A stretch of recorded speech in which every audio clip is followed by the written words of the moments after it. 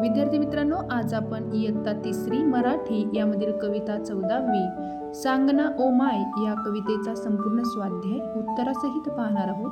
Video शेवटपर्यंत नक्की पहा आणि लाईक, शेअर, सबस्क्राईब करायला विसरू नका।